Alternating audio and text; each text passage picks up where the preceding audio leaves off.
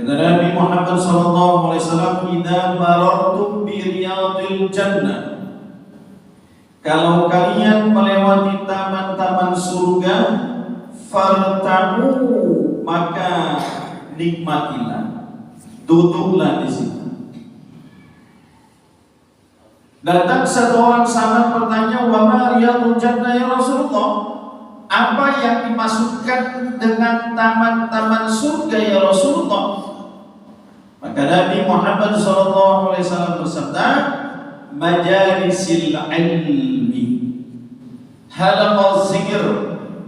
Yang dimaksudkan dengan taman-taman surga adalah majelis ilmu. Atau di dalam yang riwayat yang lain disebutkan halaqal zikr adalah majelis zikir yang mengingatkan Allah, mengingatkan kita kepada Allah Subhanahu wa taala. Inilah yang disebutkan oleh Nabi taman-taman surganya Allah Subhanahu wa taala. Di mana orang mau masuk ke dalam surga kalau seandainya di dunia saja belum lagi masuk ke dalam taman-taman surga. Saya tadi malam sampai di Medan jam 8 malam. Dari mana? Dari Solo. Karena dari hari Kamis saya ada di Pulau Jawa. Pesawatnya delay sampai Jakarta. Aturannya jam 5, sampai di Medan masih bisa istirahat. Tapi karena delay 2 jam, sampai di Medan jam 8 malam. Mobil saya parkir di bandara, habis itu pulang dulu ke rumah, sebentar dia pulang langsung berangkat kembali. Baiklah para jemaah sekalian yang dimuliakan Allah Subhanahu wa taala. Kenapa? Karena mahabbah. Karena ada rasa cinta. Dan sebenarnya pengorbanan kesusahan kita di dalam menyebarkan ilmu itu tidaklah sebanding dengan apa yang telah dibuat ulama-ulama terdahulu. Pengorbanan yang kita buat untuk mendapatkan ilmu juga tidaklah sebanding dengan apa yang telah dibuat para ulama terdahulu. Mereka untuk mendapatkan satu hadis Nabi saja rela berjalan ratusan kilometer. Setelah bertemu dengan orang yang mengetahui hadis tersebut, tidak langsung belajar, akan tetapi berkhidmat dulu. Belajar berkhidmat dulu. Sehingga Sayyidina Ali bin Abi Thalib di dalam maqalahnya mengatakan, "Ana abatun liman alamanil harfun." Kata beliau, aku ini adalah hamba, budak bagi siapa saja yang telah mengajarkan aku agama, walaupun hanya satu huruf yang diajarkan.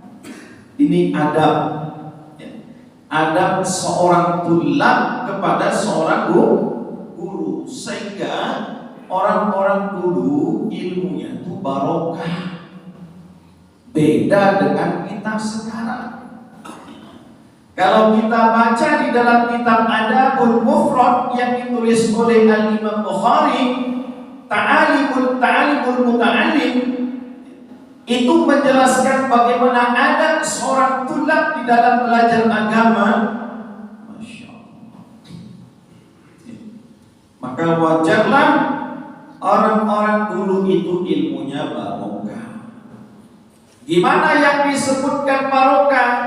Yang dimasukkan barokah itu definisi barokah, ziyadatul khair fi kulli syai'. Bertambahnya amal-amal kebaikannya dalam setiap aspek kehidupannya, itulah yang disebut, yang dimasukkan barokah. Ilmu bertambah, maka dia semakin dekat kepada Allah. Tetapi ilmu bertambah dia tidak semakin dekat dengan Allah Subhanahu wa taala walam yazdad, maka orang ini hakikatnya semakin jauh daripada Allah Subhanahu wa taala. Mudah-mudahan kita ini termasuk hamba-hamba Allah Subhanahu wa taala yang senantiasa mendapatkan barokah dalam kehidupan kita dunia wal akhirah. Amin ya Allah. Para jemaah sekalian yang dimuliakan Allah Subhanahu wa taala, salam berikan salam mari sama-sama kita sampaikan kepada junjungan alam Nabi Mustafa Muhammad sallallahu alaihi wasallam. Mudah-mudahan Allah Subhanahu wa taala senantiasa memberikan taufik hidayah kepada kita agar kiranya kita dapat istiqomah ittiba bisunnatin Nabi Muhammad sallallahu alaihi wasallam sebagaimana yang dipahamkan oleh para ulama Ahlus Sunnah wal Jamaah. Ada dua hadis Nabi, satu yang masyhur, padahal hadis ini kedudukannya tidak sampai kepada derajat sahih. Yang masyhur yang tidak sampai kepada derajat sahih, Nabi Muhammad SAW bersabda, ini ditulis di dalam kitab Al-Muwatta Al-Imam Malik, kemudian Imam Mustadrak, Imam Hakim dalam kitab Al-Mustadrak. Kata Nabi Muhammad SAW, taraktu fikum amrayni lan tadillu abadan in tamassaktum bihima kitabullah wa sunnati rasul. Telah kutinggalkan kepada umatku dua perkara, niscaya mereka tidak akan tersesat selama-lamanya selama mereka berpegang teguh atas dua perkara tersebut, yaitu Quran dan Sunnah. Pada dengan hadis ini, Pak, sering kita mendengarkan hadis ini. Hadis ini derajatnya hasan. Ya. Ada yang lebih sahih, tetapi sebagai ulama, sebagai ustaz, jarang untuk menyampaikan hadis.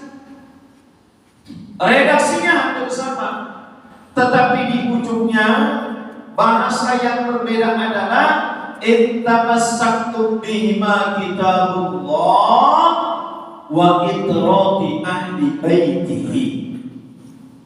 Yang kutinggalkan dua perkara tersebut adalah Al-Quran wa itrati ahli baitihi, dan keluargaku katanya, dan zuriatku ahlul baitku katanya. Karena kalau kita melihat ada juga sebagian umat Islam, bahkan di kalangan ashatis, yang tidak percaya bahwasanya ahlul bait Nabi itu masih ada sampai sekarang.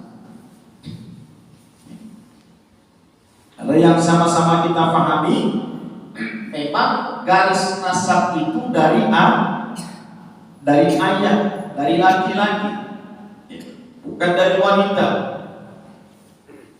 Sedangkan baginda Rasulullah SAW, anaknya laki-laki itu tidak ada yang sampai mencapai usia balik sudah meninggal dunia. Hasan Husain itu anak daripada Sayyidatuna Fatimah. Memang betul begitu.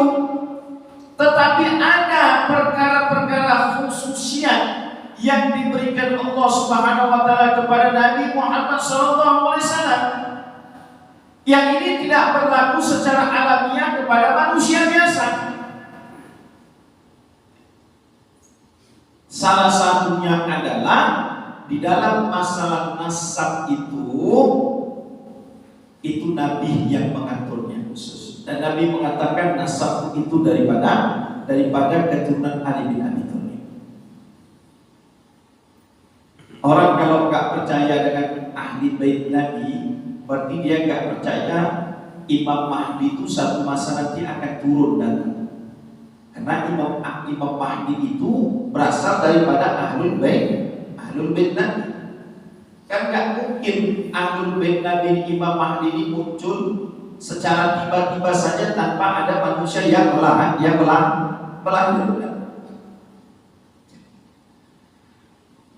Jadi Al-Quran wa itrati ahli bait, Al-Quran dan ahlul bait, kata Nabi Muhammad SAW. Banyak hadis-hadis yang menjelaskan ini. Man abghadu ahli baitihi, siapa orang yang dalam hatinya ada kebencian kepada zuriatku, ja'a yaumal qiyamah maktuban baina ainihi aisa min rahmatillah.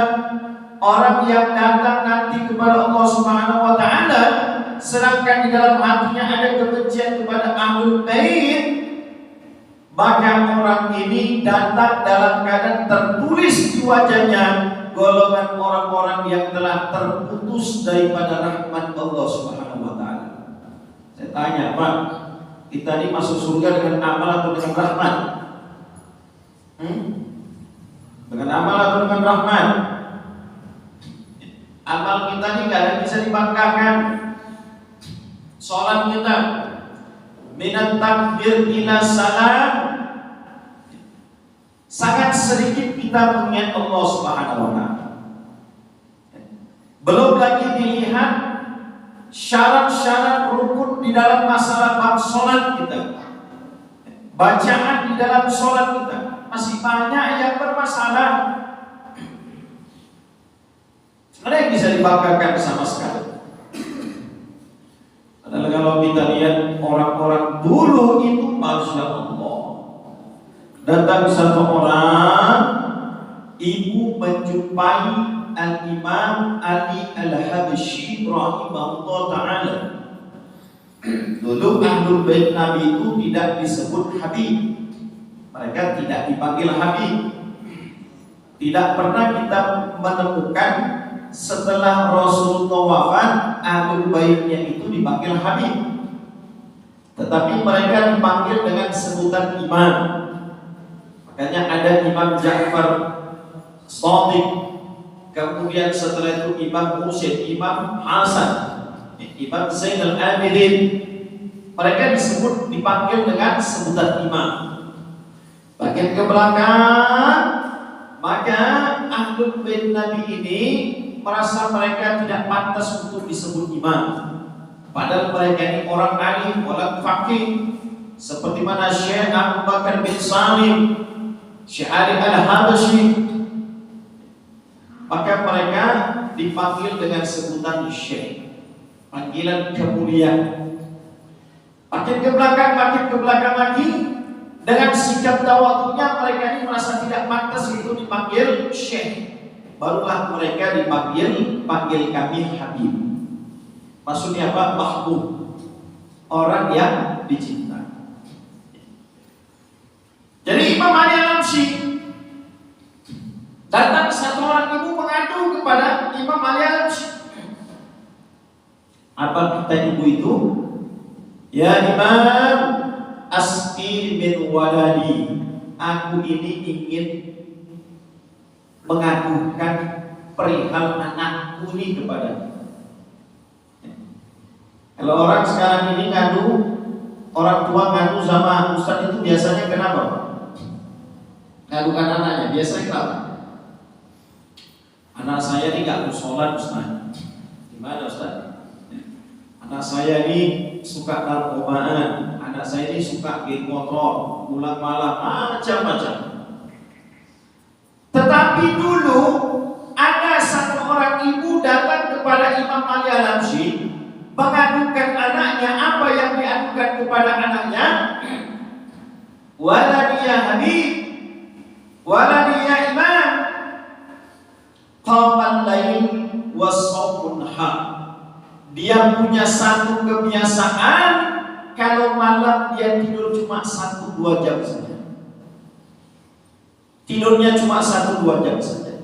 Jam 2 sudah terbangun dan dia tahajud sampai subuh. Begitulah kebiasaannya setiap malam.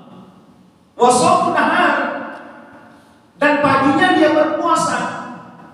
Puasanya bukan puasa Senin Kamis, wala shaum Daud, dan juga bukan puasa Nabi Daud. Walakin shaum dar, akan tetapi puasa setiap hari. setiap hari berpuasa. Karena hukum asal puasa itu al-aslu fi siyam mandub, hukum berpuasa itu boleh selama tidak ada dalil yang melarangnya. Al-aslu asya'al ibaha hatta yadulu dalil ada tahrim. Ini kaidah. Setiap perbuatan itu maka hukumnya boleh selama tidak ada dalil yang mengharamkannya. Saya tanya apa? Makan itu hukumnya apa, Pak? Makan hukumnya apa? Apa hukum makan? Hukum makan itu ubah, bukan wajib. Nanti habis mengajarin kita ini disediakan nonton, ada nggak? Ustaz? Ada nggak Ustaz? Insyaallah. Yang mau makan boleh, yang nggak mau makan pun boleh. Tapi kalau nanti yang nggak mau makan, jatahnya nanti sama jemaah saya nanti nanti. Ada orang yang biasa lakunya makan, dia nggak bisa satu bungkus, harus dua bungkus. Ya. Jadi hukum asal makan itu boleh, tetapi ketika ada dalil yang mengharumkannya, maka berubah dan jadi haram. Contohnya apa? Contohnya para jemaah sekalian yang dimulai oleh Allah Subhanahu wa taala memakan binatang-binatang yang disembelih tidak dengan mengucapkan nama Allah, tidak dengan sesuai syariat Islam, atau memakan binatang-binatang yang jelas-jelas sudah diharamkan di dalam Quran seperti mana babi. Boleh juga makan itu hukumnya berubah menjadi makruh. Bagaimana Pak? Jadi ada pula orang yang bilang sama saya, iya Ustaz, kalau nggak bau nggak makruh dia Ustaz. Kamu nih nggak usah mengakali hukum lah, kalau makan aja lah. Kalau senang aja makan, nah selesai. Dan kemudian setelah itu di dalam Quran juga diberitakan wa kulu washrabu wa la tusrifu innallaha la yuhibbul musrifin. Makan dan minumlah kamu silakan, syaratnya halal zati ma'arihi, bendanya, cara mendapatkannya.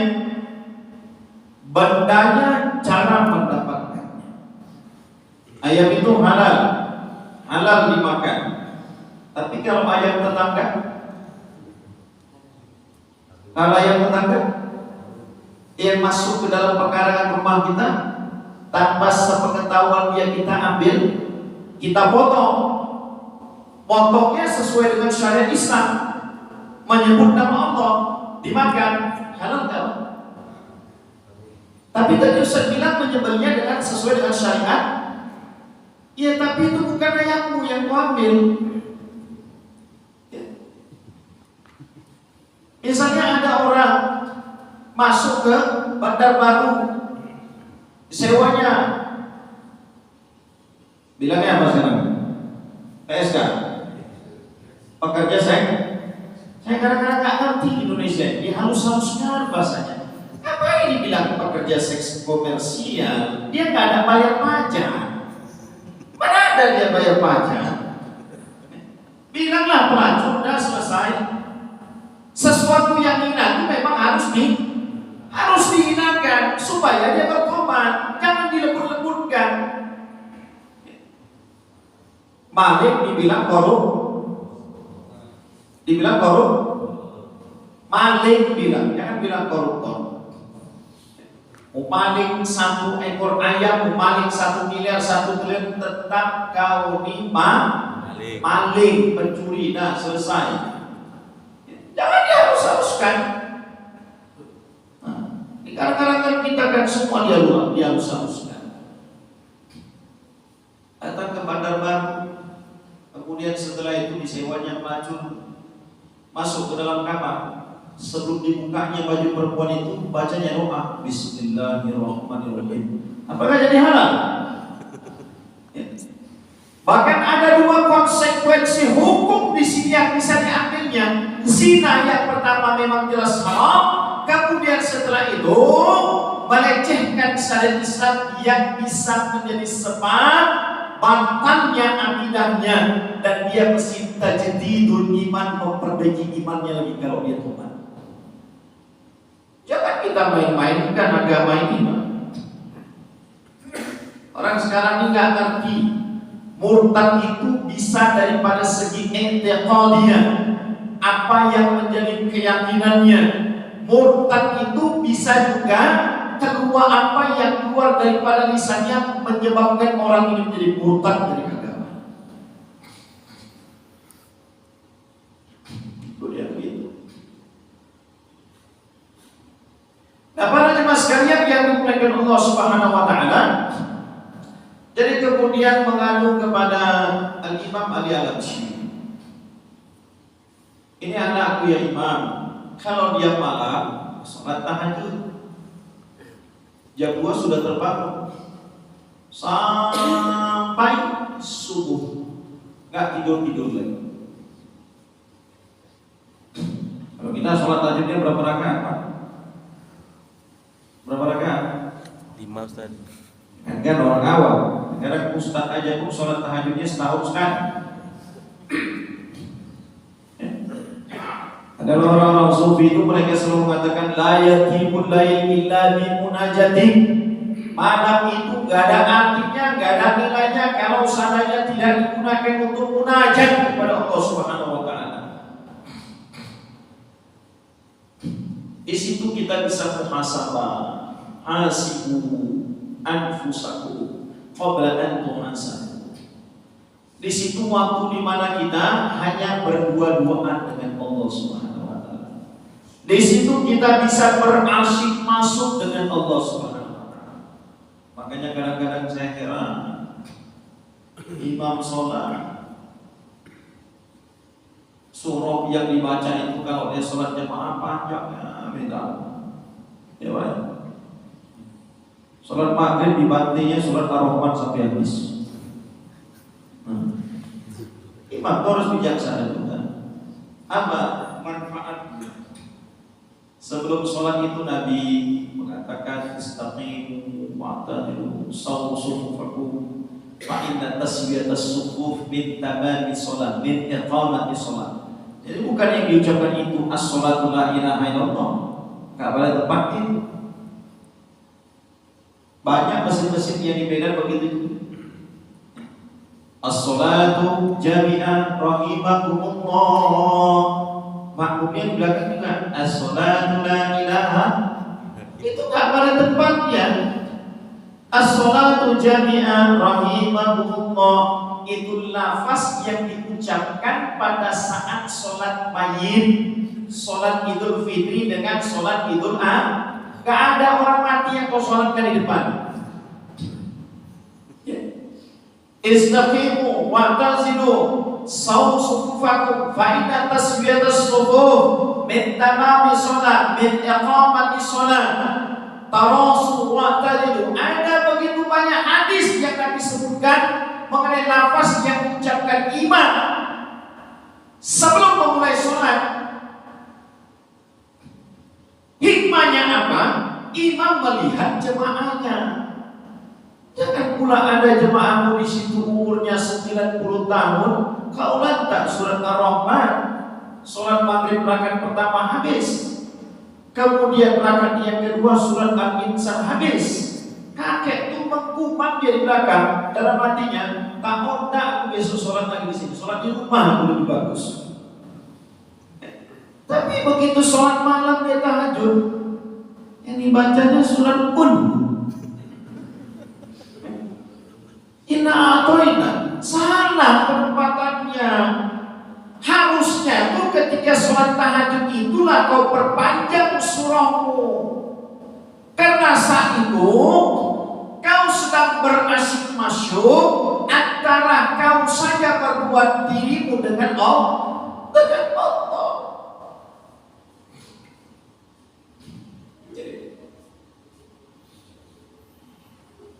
Ini kebiasaan anak kita. Puasa untuk itu.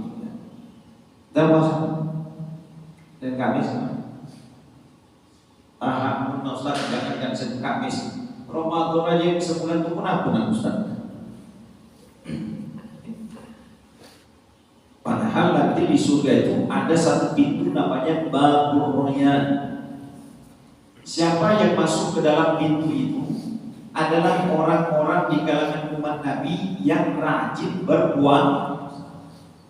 Ahlus syam, bukan puasa Ramadan itu yang dimasukkan itu.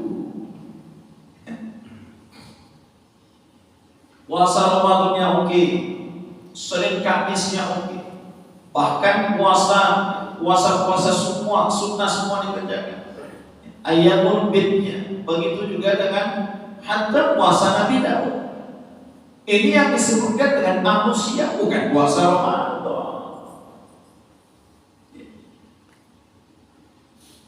Jadi bukan puasa Ramadan. Masuk nanti ditanya sama malaikat, "Wis siapa?" "Aku umat Nabi Muhammad SAW yang rajin berpuasa." Tandanya apa? Dibukanya mulut, ya.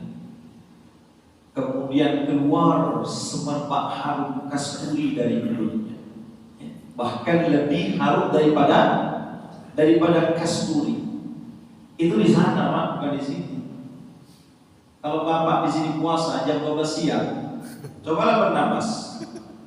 Baru ngaji panggil istri, "Dek," kata Ustaz itu, ya, mulut orang yang berpuasa itu lebih disenangi Allah daripada harum kasturi. Apa kata istri?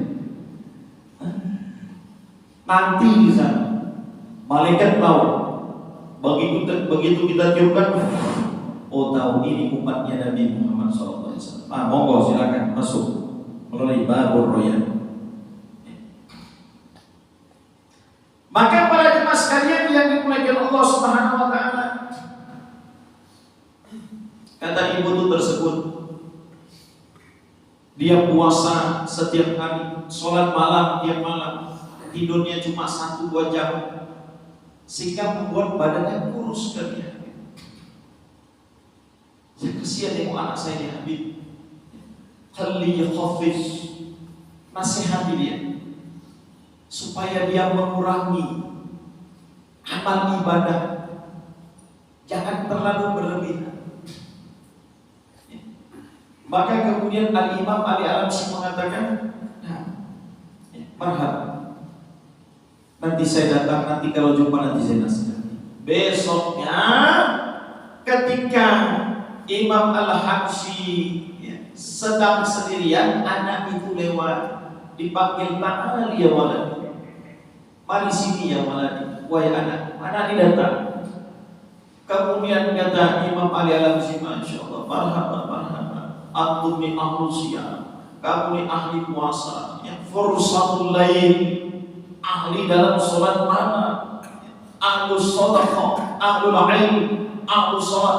Karena orang-orang dulu, ulama-ulama dulu, kalau dia ahlul ilminya, dia juga ahlul ibadahnya. Tetapi memang kita lihat sekarang ini sudah terjadi pergeseran. Ulama ahlul ilmi tapi tidak ahlul ibadah, sehingga terkadang sholat berjemaahnya saja pun tidak bisa di masjid. Kalau kita lihat gelarnya besar, panjang sekali, capek kita bayar bacanya, tapi sholatnya di rumah. Kalau ditanya, Ustaz kenapa kok ya sholatnya di rumah? Kami ini kan gak punya imam di masjid.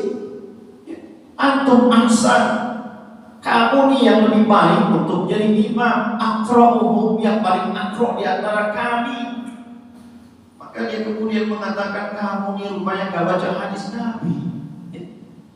Kullukum ra'in wa kullukum mas'ulun. Setiap kamu ini diangkat menjadi imam.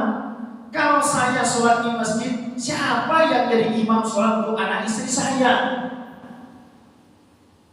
Jemaah yang gak ngerti hukum ini pun dia bilang, "Oh begitu ya imam." kalau seandainya semua jamaah masjid punya pemikiran yang sama dengan ustaz tersebut, dengan imam tersebut, maka niscaya yang sholat di masjid itu cuma anak-anak lajang saja, sama panglatu, panglima lajang tua.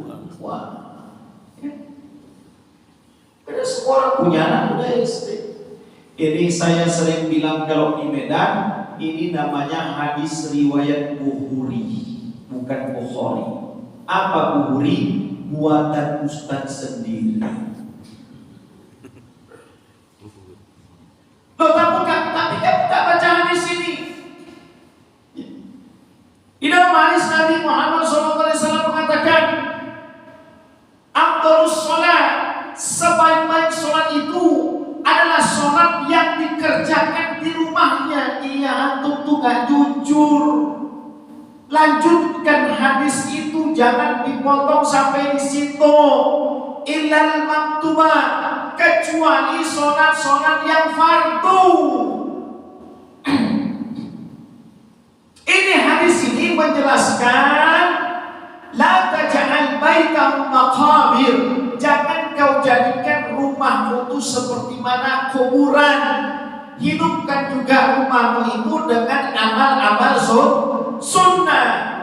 Makanya Nabi sholat qobliyah, sholat ba'diyah itu di rumah.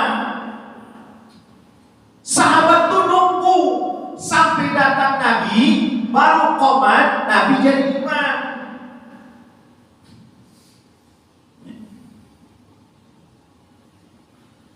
Jadi jangan dipotong, jangan dipenggal. Abdul sholat, Abdul sholat, sebaik-baik sholat itu adalah sholat yang dikerjakan fi baitihi. Jangan sampai situ, ilal maktubah, kecuali sholat-sholat yang fardu.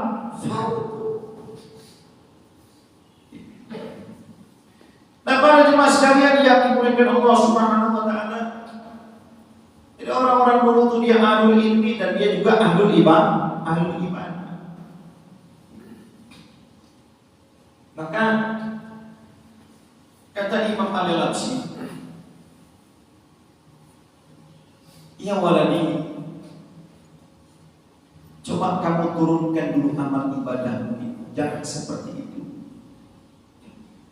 Ittaqullah mastata'tu, bertakwa itu semampu. Kemudian anak mengatakan, ya Habib, ya Imam, izinkan saya berbicara. Boleh Imam? Afadhal, silakan wahai anak. Maka kemudian anak mengatakan, ya Imam, saya itu anak akra'u, saya membaca di dalam manaqibnya salafun salihin, orang-orang soleh, bahwasanya mereka ini adalah ahlul ibadah, mereka ahlus sholawat, mereka semuanya bangun malamnya, Qur'annya, sehingga dengan sebab itu Allah SWT memberikan kemuliaan kepada mereka dunia dan di akhirat nanti. Allah Subhanahu wa taala memberikan kemuliaan, Allah taala memberikan bendera masing-masing kepada mereka. Hanya baca ya Imam, al-faqih muqaddam lahu raya, diberikan kepadanya bendera, kemudian di belakang adalah orang-orang yang menjadi pecinta. Asy-Syaikh Abu Bakar bin Salim lahu raya, diberikan bendera kepadanya, dan di belakang adalah orang-orang yang menjadi pecintanya. Al-Imam Haddad,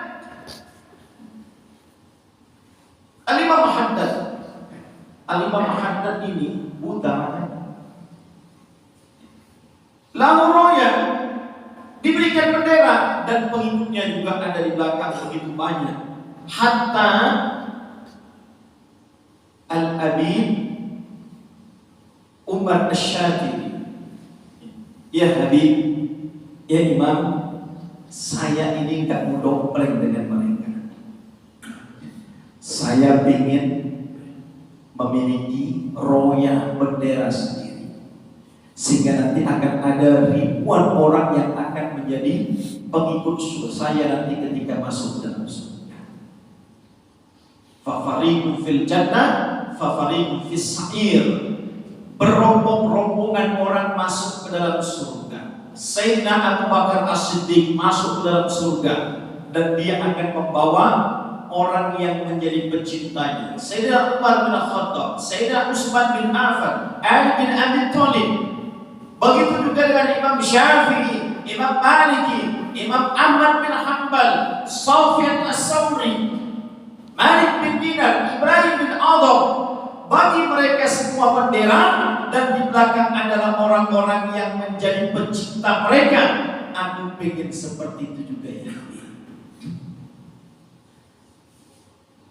Kata Imam Ali Al-Syekh, Masya Allah, Masya Allah. Lanjutkan anaknya, lanjutkan. Keesokan harinya orang tuanya datang menjumpai lagi. Kata orang tuanya, hal nasabta waladiya? Apakah anda telah memberikan nasihat kepada anaknya? Kata Imam Ali Al-Syekh, Masya Allah, tidak pantas aku memberikan nasihat kepadanya. Dia yang pantas memberikan nasihat kepadanya. Orang tua mengadukan anaknya kepada ulama karena dia khawatir melihat ibadah anaknya. Sekarang gimana? Begitulah keadaan sekarang. Atur ini. Padahal yang mau diajarkan di sini, tapi ilham yang keluar. Nah, para jemaah sekalian yang dimuliakan Allah Subhanahu wa taala, mudah-mudahan anak-anak kita semuanya menjadi anak-anak yang soleh dan solehah. Bukan cuma sekedar bukan cuma menjadi zinatul hayat, menjadi perhiasan dunia. Tetapi bagaimana supaya anak-anak kita menjadi qurratu a'yunina, yang menyejukkan kita. Ketika kita kurang dalam masalah amal ibadah, tertahan di pintu mahkamahnya Allah Subhanahu wa taala, maka kemudian anak-anak kita didatang, dia gandeng tangan kita, ya Allah, ini ayahku ya Allah, memang betul ya Allah. Ketika dia mencari nafkah ya Allah, terkadang tanpa disadarinya yang haram pun dibawanya pulang ke rumah ya Allah, untuk diberikannya kepada anak-anak kami ya Allah, untuk menyenangkan kami ya Allah. Ya Allah, ini ibu kami ya Allah, karena dulu dia mengurusku ya Allah, sehingga banyak amal-amal ibadah yang tertinggalkan ya Allah, sholat duhanya, baca Quran ya Allah. Tetapi sekarang kami ini sudah menjadi penghafal Quran, ini semua disebabkan dengan mereka ya Allah. Kalaulah kami masuk ke dalam surga, mereka tidak masuk ke dalam surga, rasa-rasanya nikmat surga itu tak ada ya Allah. Tariknya, digenggamnya, kemudian kita dibawa masuk ke dalam surganya Allah Subhanahu wa taala. Dan para jemaah sekalian yang dimuliakan Allah Subhanahu wa taala, ini sajalah yang bisa saya sampaikan. Sudah 1 jam Ustaz. 1 jam. Faktor capek, lemah, lelah. Saya bilang sama Ustaz Bukuri kemarin, kitab yang saya bawa itu, karena memang saya nggak ada kesempatan, waktu begitu sibuk di kota Medan, sehingga sampai hari Kamis saya berangkat ke Jawa, ke Solo, belum lagi sempat terbeli kitab itu. Akhirnya kitab itu saya beli di Pulau Jawa sana. Saya nggak tahu keenaan pilih ya. Rupanya timbangannya sudah melebihi kapasitas. Yang bisa masuk ke bagasi cuma 20 kilo. Maka saya pisah-pisah. Bahkan di Solo masih sempat lagi beli tas, masukkan kitab ke dalam tas. Kemudian ada plastik juga, tentengan 2 biji kanan kiri, Masya Allah. Di total yang saya bawa untuk tangan saja ada sekitar 30 kilo, belum lagi yang dipikul. Jalan begitu jauh. Setiap kita turun dari bandara, ya, mau ke ruang tunggu itu, ya, tempat penungguan untuk masuk ke dalam pesawat itu begitu jauh sekali. Jadi memang ya Allah, Mudah-mudahan diri semua menjadi lillah karena Allah Subhanahu wa taala. Amin ya Allah. Baik Bapak Ibu hadirin oleh Allah Subhanahu wa taala, saya kasih kesempatan untuk memberikan 1-2 pertanyaan. Intinya para jemaah sekalian yang dimuliakan Allah Subhanahu wa taala, yang perlu kita garis bawahi satu, al-aslu asya'al ibahah hatta yadulu dalil ala tahrim. Setiap segala sesuatu perbuatan yang dikerjakan oleh anak cucu Adam, maka hukumnya mubah boleh hatta yadulu dalil ala tahrim, selama tidak ada dalil yang mengharamkannya.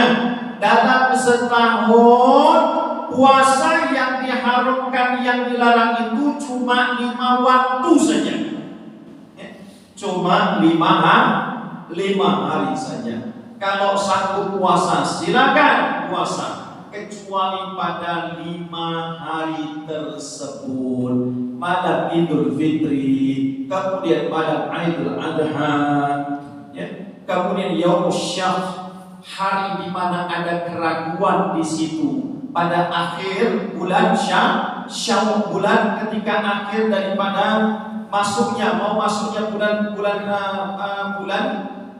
bulan Ramadan, ya, Yaumul Syak, hari di mana ada keraguan sebelum ada keluarnya fatwa, itu disebut Yaumul Syak, hari di mana ada keraguan. Jadi ada 5 hari yang kita ini dilarang, diharamkan untuk berpuasa. Selama tidak ada dalil mengharamkannya, maka silakan saja berpuasa. Yang tidak dibolehkan itu salah satunya adalah puasa wisol, bersambung, ya, gak buka seperti mana puasanya kaum Nabi Isa alaihissalam. Kalau kita berpuasa dan sunnah kita untuk berbuka. Ya Rasul, datang satu orang laki-laki, aku ingin berpuasa ya Rasulullah, dan aku tidak ingin berbuka ya Rasulullah. Maka kata Nabi Muhammad SAW, tidak ada orang yang lebih bertakwa di antara seluruh umat ini yang ketakwaannya mengalai ketakwaan. Dan aku berpuasa dan aku juga berbuka. Ya Rasulullah, aku ingin menjomblo sampai mati ya Rasulullah, tidak ingin menikah ya Rasulullah. Kata Nabi Muhammad SAW, aku adalah manusia sama seperti kalian dan aku juga menikah. Jadi gak ada mazhab jomblo itu, gak ada, Pak. Ya. Kalau orang yang mau ikut mazhab jomblo, berarti dia mengikuti mazhabnya Dajjal, karena Dajjal itu jomblo. Dajjal itu jomblo. Saya sering bilang anak-anak majelis saya yang masih muda-muda semua, ya ma'asyarul syabab, man istata'a minkumul ba'ata falyatazawwaj.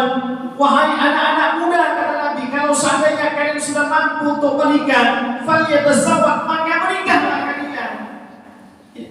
Nisbuddin, kenapa menyempurnakan agamamu yang setengah? Orang kalau ditanya itu, begitu dia menikah, gimana nikah itu? Nyesal Pak nikah. Kenapa? Kok gak dari umur 2 aku nikah? Baru sekarang aku nikah. Kalau gak mampu puasa, iya Ustaz, tapi sampai sekarang saya masih pencarian, belum dapat juga Ustaz. Kamu nyari yang gimana? Saya mau nyari yang macam kata Ustaz. Gimana? Yang 1000 secara baik. Tangkihul mar'ah bi'amma, nikailah wanita itu kena dengan sebab 4 perkara. Lijamaliha, kena kecantikannya. Kemudian setelah itu linasabiha, nasabnya. Kemudian setelah itu limaniha, kena hartanya. Kemudian setelah itu lidiniha, kena agamanya. Saya mau cari yang 4 ini Ustaz, yang disebutkan Nabi itu. Perempuannya harus cantik, kemudian dia hafizah alimah, kemudian setelah itu dia anak seorang kiai besar, kemudian dia orang kaya, orang terpandang. Saya bilang, kamu ngaca dulu, ya, pergi ke pasar beli kaca besar-besar, taruh di rumah, berkaca kamu di situ dulu. setahun sekali udah dapat yang begituan. Ya. Kalau ada zaman yang model seperti itu, cantik, kaya, anak kiai, agamanya bagus, ya saya yang lebih dulu daripada kamu. Kok kamu pulang lagi? Jadi karena sulit, minimal kita cari agama. Cantik jangan cantik kan, nanti susah nanti. Asik cemburu aja sama istrinya. Ya. Minimal ya dulu ya. Kalau nikah kita punya istri, bangun malam kita gak terkejut nanti maunya. Jangan pula sampai terkejut begitu malam pertama bangun tahajud. Kau siapa? Gak tahu dari istrinya. Saya teringat saya ada murid saya kan, saya bawa tahu kemana-mana. Kan jadi juga. Saya kamu nikah karena jangan pernah begini. Kalau kamu menikah dengan kecantikannya, yang cantik itu satu masa nanti juga akan jadi itu hukum alamnya. Tapi kalau kamu menikah karena Allah, insya Allah apa yang kamu inginkan akan diberikan Allah Subhanahu Wa Taala. Jadi akhirnya dia bilang, iya Ustaz. Tapi masalahnya Ustaz, yang Ustaz bilang itu nggak ada Ustaz. Apa yang saya bilang rupanya? Kalau saya mau ke pesta malu saya bawanya Ustaz.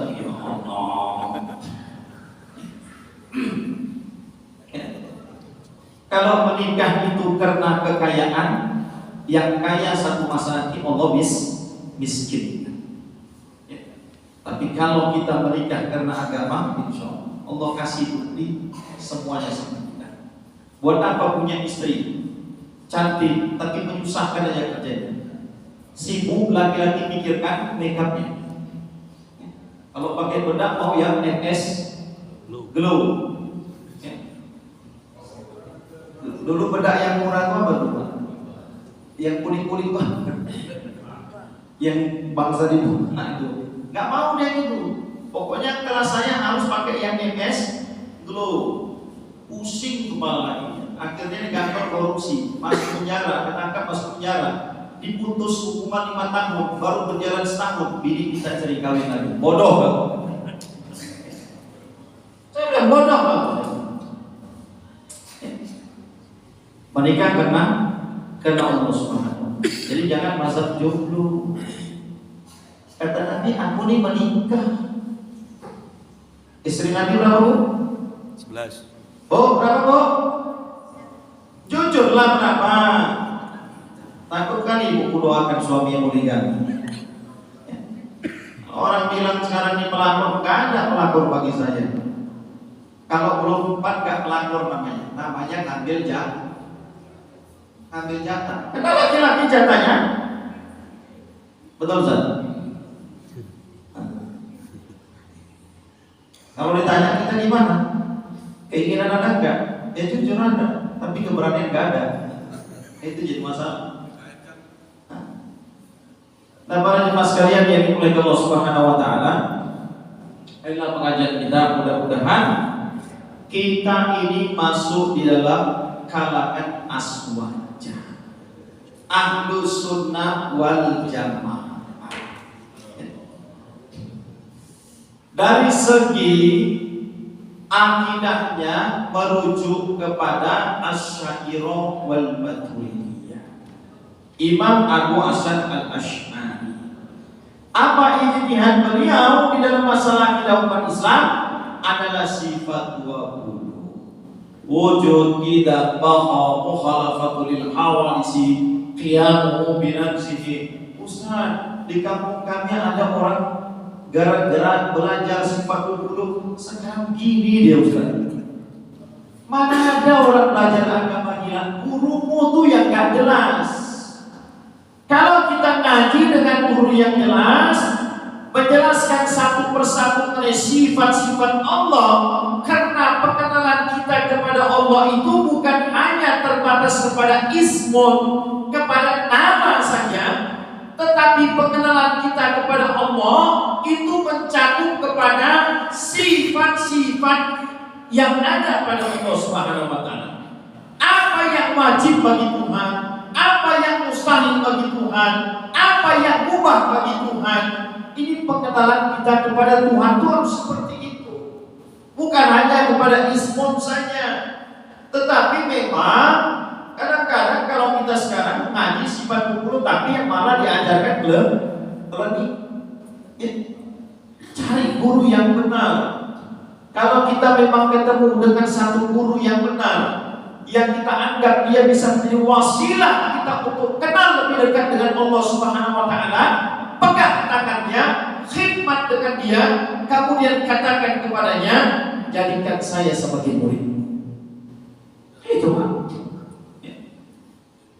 Jadi akidah Asy'ariyah wal Maturidiyah. Asya ini mayoritas Asy'ari. Sedangkan India itu Maturidiyah. Imam Abu Mansur al-Maturidi.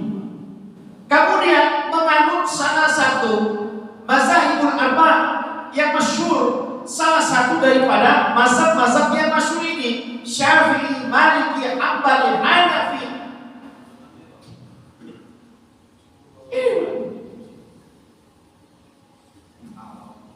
Kita kalau berangkat ke Pakistan, ke India sana, di India, di Pakistan sana tuh tidak ada menjamak sholat, tuh tak ada.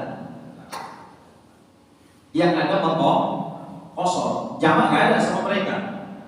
Tapi kita di Syafi'i jamak kosong, mereka nggak ada jamak sholat. Kalau membasuh dalam mazhab Imam Hanafi, kalau seandainya dijilat oleh satu ekor anjing, kalau kita mesti dibasuh sebanyak 7 kan? Hanafi nggak ada. Dipercikan, dicuci aja dengan air seukuran kita yakin sudah bersih daripada najis, ya udah selesai kapan?